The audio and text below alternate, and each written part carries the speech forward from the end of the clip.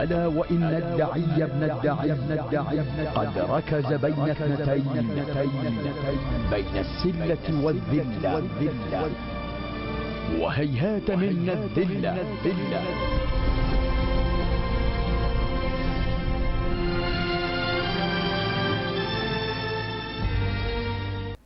بسم اللہ الرحمن الرحیم. ناظرین محترم، شب عاشور ہے. ناظرین، یہ وقت ہے کہ جس کے بارے میں کہا گیا کہ رات آئی ہے شبیر پہ یلغار بلا ہے، مونس ہے تو ایک درد کی گھنگور کھٹا ہے، مشفق ہے تو ایک دل کے دھڑکنے کی صدا ہے، تنہائی کی، غربت کی، پریشانی کی شب ہے، یہ خانہ شبیر کی ویرانی کی شب ہے. ناظرین، یہ وہی شب ہے جس کے بارے میں یہ بھی کہا گیا کہ ہر ایک گھڑی آج قیامت کی گھڑی ہے، یہ رات بہت آل محمد پہ کڑی ہے. ہمارے ساتھ موجود ہیں آج کی شب کا تذکرہ کرنے کے لیے ہمارے عہد کی ایک بڑی شخصیت، ایک عالم دین، جناب مولانا آغا امین شہیدی صاحب. آغا صاحب، ابھی جو میں نے الفاظ بیان کیے ہے، جو ایک شاعر کا درد بیان کیا، اب مجھے اس سے زیادہ الفاظ کچھ اس شب میں جو غم کی کیفیت ہے واقعاً وہ الفاظ ادا نہیں ہو پا رہے. میں چاہ رہا ہوں آپ ہی سے آغاز کروں. آپ فرمائیے، آج کی شب جو ایک ایسی شب ہے کہ آل محمد اور خانوادہ رسول ہیں، ریگزار ہے، پانی نہیں ہے، چند مددگار ہیں. یہ وہ خانوادہ ہے کہ جس کی بدولت اسلام کا سکہ پوری دنیا میں جمع، اور آج وہ غاصب ایک سپر پاور بن کے بیٹھا ہوا ہے. لیکن یہ خاندان ہے جو کربلا کے میدان میں فرات کے کنارے پیاسا ہے، اور دوسری طرف تلواریں تیز ہو رہی ہیں خانوادہ رسول کے بچوں کو تہہ تیغ کرنے کے لیے. اس شب کی کیفیت کیسے بیان کی جائے؟ بسم اللہ الرحمن الرحیم. سب سے پہلے تو میں آج کی شب کی نسبت سے تمام عالم انسانیت کو تسلیت بھی پیش کروں گا، اور یہ دعا بھی کروں گا کہ اللہ تبارک و تعالی ہمیں اس شب کی جو برکتیں ہیں، اس شب کی جو نورانیت ہے، اس شب کی جو قدر و قیمت ہے، اس سے پوری طرح سے بہرمند ہونے کی توفیق عطا فرمائے.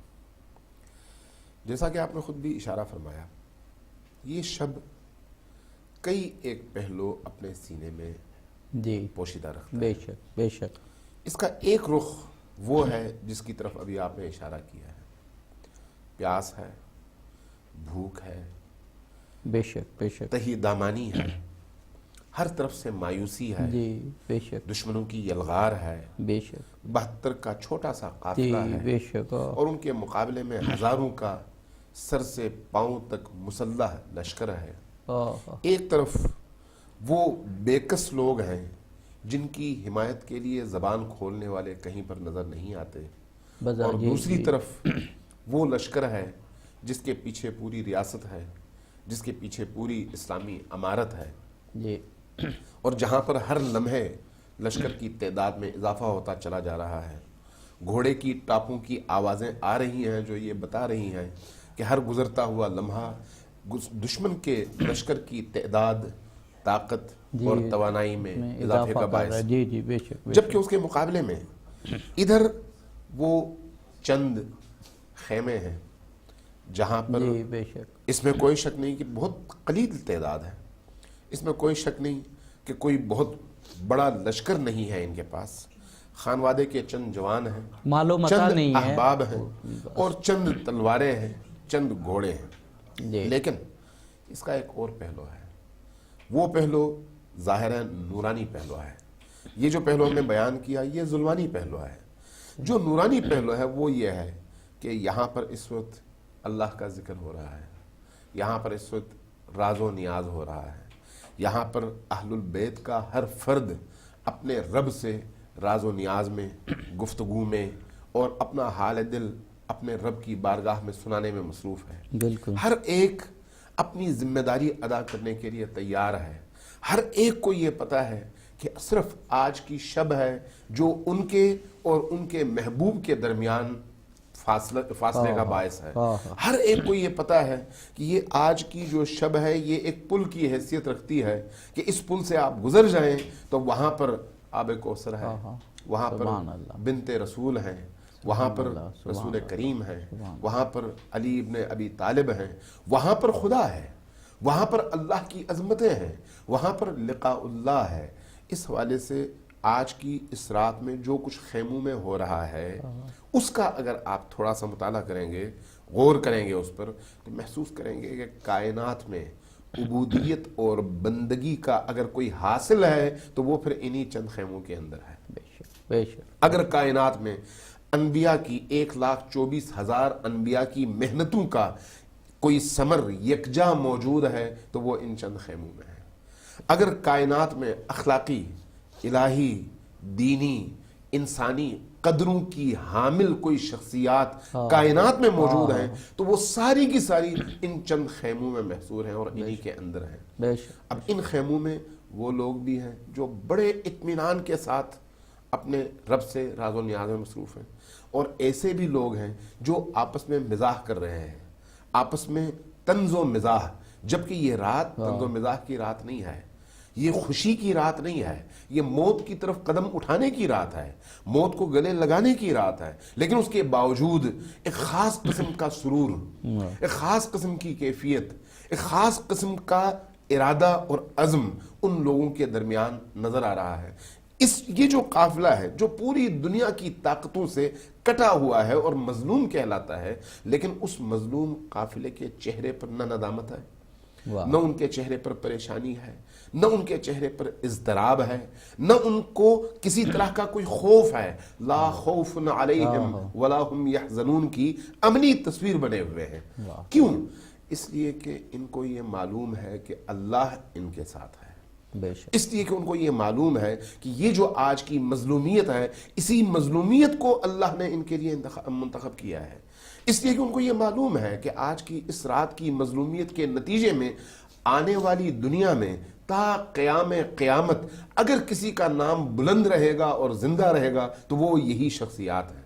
ان کو یہ معلوم ہے کہ آج کی اس رات کی قربانی کے بعد اور کل کا دن جب شروع ہوگا اور کل کا سورج جب طلوع ہوگا تو اس کے بعد یہی وہ شخصیات ہوں گی جو اسلام کی بقا کا ضامن کہلائیں گی، یہی وہ شخصیات ہوں گی جو اسلام کی محافظ کہلائیں گی، یہی وہ شخصیات ہوں گی جو رہتی دنیا تک عالم انسانیت کے لیے رول ماڈلز ہوں گی، یہی وہ شخصیات ہوں گی جن کا نام سن کر بڑے سے بڑے انسان کی جبین نیاز جھک جائے گی اور وہ تعظیم اور احترام سے ان کا نام سنے گا اور ان کی طرف دیکھے گا۔ اس کا عملی مظاہرہ ہم نے عاشور کے دن کے بعد پوری دنیا میں دیکھا، اور آج بھی تاریخ اس بات پر گواہ ہے کہ کربلا کی وہ رات باعث بنی کہ آج بھی کربلا ہر بیدار ضمیر انسان کے دل میں بھی زندہ ہے اور معاشرے میں بھی زندہ ہے، جبکہ اس کے مقابلے میں وہ جو لشکر یزید ہے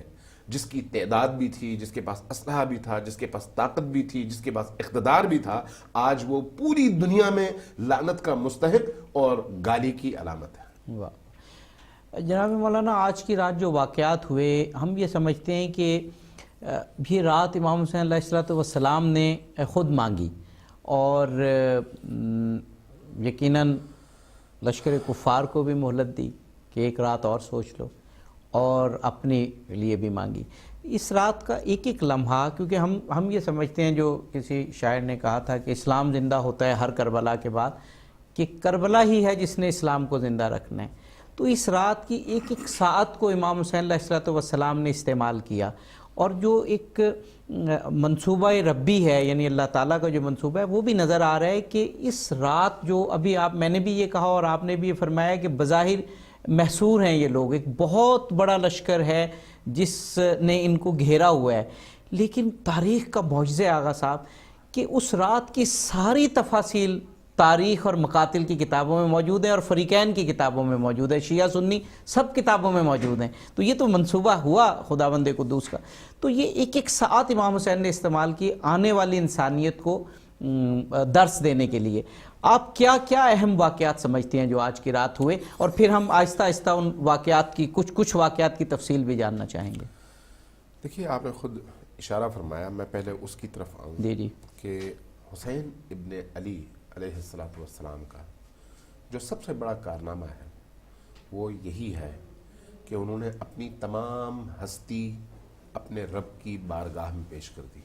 بے شک بے یہ شک. بہت بڑا کام ہے، چھوٹا کام جی نہیں ہے. جی جی بے شک بے شک. وہ کام جن کا بیڑا انبیاء نے اٹھایا تھا، وہ کام جو سونپ کر انبیاء کو 1,24,000 نبیوں کو اللہ نے بھیجا تھا، بے شک. اور خاتم الرسل نے 23 سال کی محنت سے دین کو پروان چڑھا کر بے شک. ایک شجر میوادار بنا کر اسلامی معاشرے کو تحفے کے طور پر دیا تھا. بے شک بے وہ شک. درخت سوکھنے جا رہا تھا، ہاں. اور آج کی رات حسین ابن علی کے اقدامات کے نتیجے میں اس درخت کو ایک نئی حیات ملنی تھی.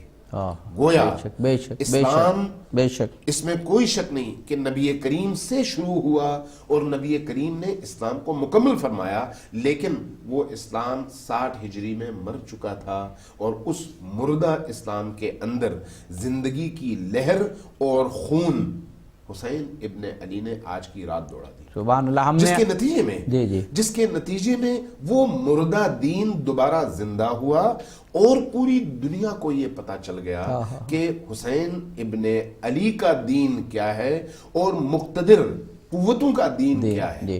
یعنی آج کی اس رات نے یہ ثابت کیا. حسین ابن علی علیہ السلام نے اگر سب جو آپ نے بھی بات کہی نا کہ سن 60 ہجری میں وہ دین مر گیا اور اب امام حسین علیہ السلام کے اقدام سے زندہ ہوا. ہم نے آپ سے یہ سنا، آپ ایسے علماء سے، کہ وہ جو بڑی مشہور حدیث ہے رسول پاک کی حسین منی و انا من حسین، اس کا مقصد بھی، اس کے مفاہیم میں سے ایک مفہوم یہی ہے کہ 60 ہجری کے بعد انا من حسین، میں حسین سے ہوں. کوئی شک نہیں. یعنی دین محمدی آج اگر زندہ ہے تو اس کی حیات کی وجہ حسین ابن علی ہے. بے شک. کوئی اس میں شک نہیں ہے. بے شک. میں اکثر یہ بات کہا کرتا ہوں، چونکہ انتہائی اہم بات ہے، اس لیے میں یہاں پر بھی ضرور کہنا چاہوں گا. ضرور. دیکھیے یزید چاہتا کیا تھا اور حسین نے کیا کر دیا.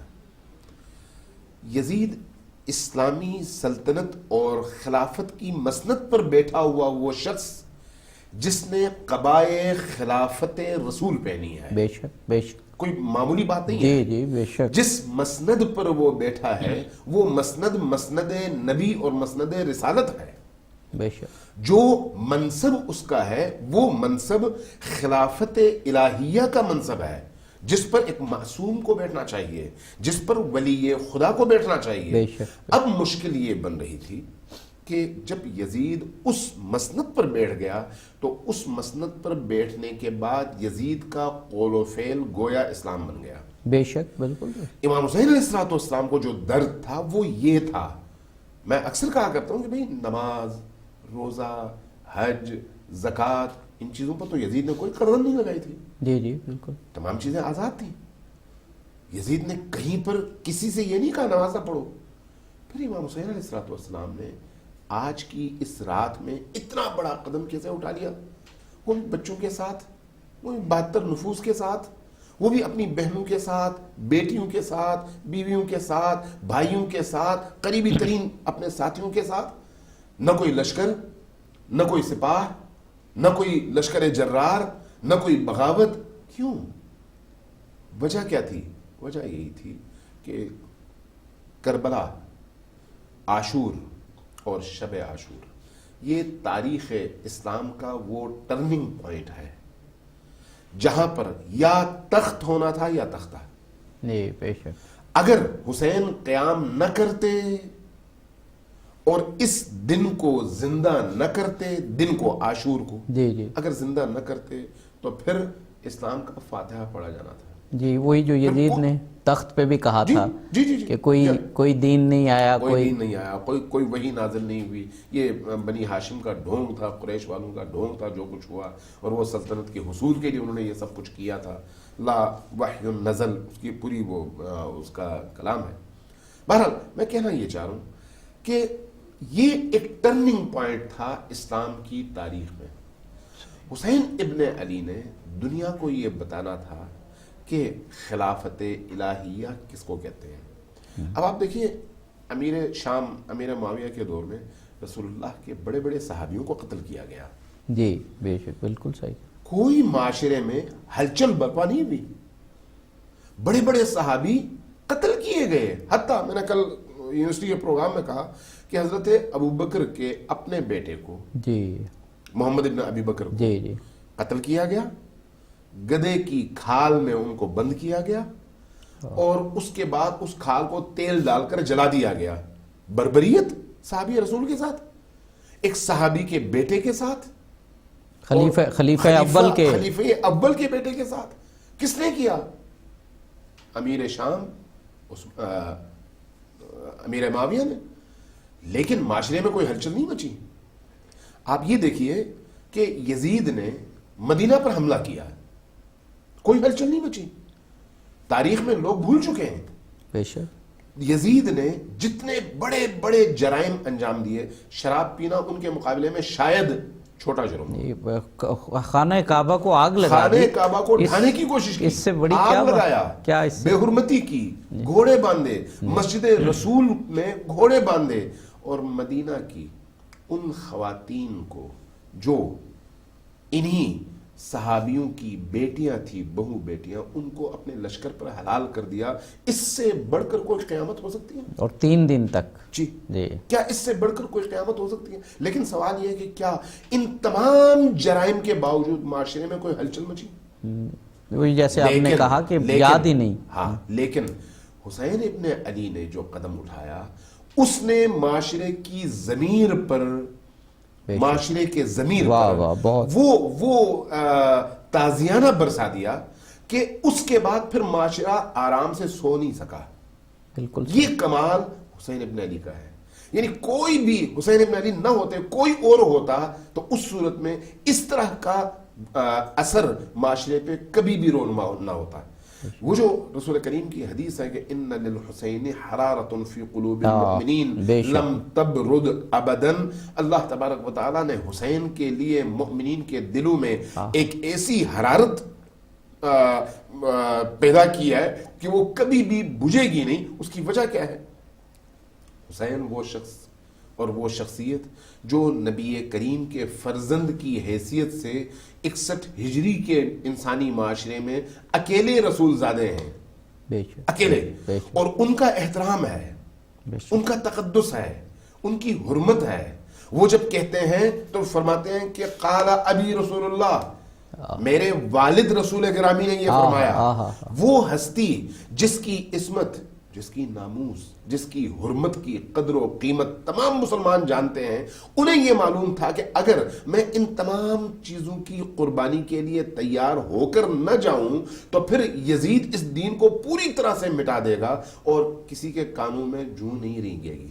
بے شک بالکل یہی. لہٰذا امام حسین علیہ السلام نے جو قیام فرمایا, اور ہوتے ہوتے ہوتے ہوتے مدینہ سے مکہ, اور مکہ سے پھر کوفہ کی طرف, اور پھر رستے سے دوبارہ کربلا کی طرف, اور کربلا میں آ کر آج شب عاشور جو آپ کے قیام کا منظر ہے, یہ اسی ہدف تک پہنچنے کے لیے وہ رستے ہیں جن کو حسین ابن علی نے شعوری طور پر طے کیا ہے.